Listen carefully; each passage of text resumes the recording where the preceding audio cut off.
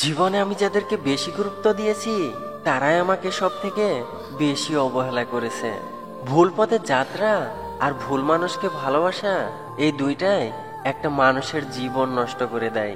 প্রচুর ভালোবাসা একদিন প্রচুর ভালোবাসায় পরিণত হয়। কথা বলার জন্য সময় নয়, ইচ্ছার প্রয়োজন হয়।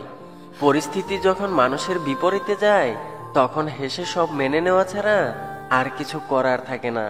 বন্ধু বান্ধব আপনজন বলে এখন আর কিছু হয় না। এখন সবাই স্বার্থের সম্পর্ক তৈরি করে। যে তোমাকে ছেড়ে চলে যেতে চায় তাকে কখনো বলো না আমি তোমাকে ছাড়া বাঁচবো না। শুধু এটুকু বলো, যদি অন্য কারোর জীবনে বেশি সুখ পাও তবে যাও, কারণ জীবনটা তোমার। মানুষ প্রতিনিয়ত বদলায়, কেউ ভালোবাসায় বদলায় আর কেউ অবহেলায়। সম্পর্ক যখন পুরনো হয় তখন কল দেওয়া কমে যায়, কথা বলার সময় কমে যায়, মেসেজ কমে যায়, রিপ্লাই হয় ধীরগতির, অবহেলা বেড়ে যায়, কমে যায় গুরুত্ব। দেরিতে আসুক ক্ষতি নেই, তবে মানুষটা যেন সঠিক হয়। ভালোবাসা শব্দটি পূর্ণতা পায় বিশ্বাস শব্দটির কাছে, যা সবাই অর্জন করতে পারে না। তোমার সুখের জন্য তোমাকেই ছাড়তে হবে, এটা কখনো ভাবিনি। এপারের মানুষটা বোকার মতো মেসেজ করে আর ওপারের মানুষটা পাগল ভেবে এড়িয়ে যায়। এটাই একতরফা ভালোবাসা।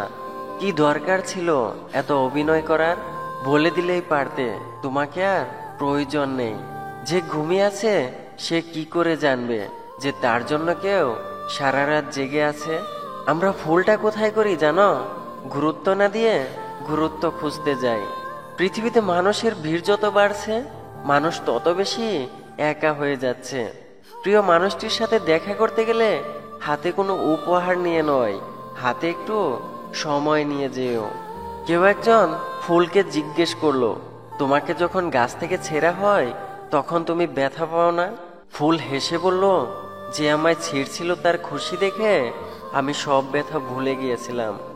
আমরা যখন কাউকে বিশ্বাস করে ঠকে যাই তখন মনে মনে প্রতিজ্ঞা করি যে আর কখনো কাউকে বিশ্বাস করব না, কিন্তু দিন শেষে সেই প্রতিজ্ঞা আমরা নিজেরাই ভেঙে ফেলি।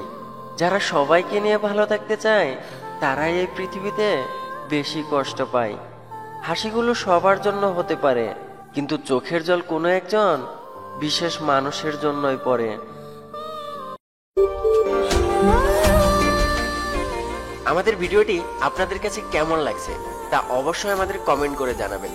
আর ভিডিওটি ভালো লাগলে আই মিস ইউ চ্যানেলটি সাবস্ক্রাইব করে রাখবেন আর লাইক দিতে ভুলবেন না কিন্তু। ধন্যবাদ সবাইকে।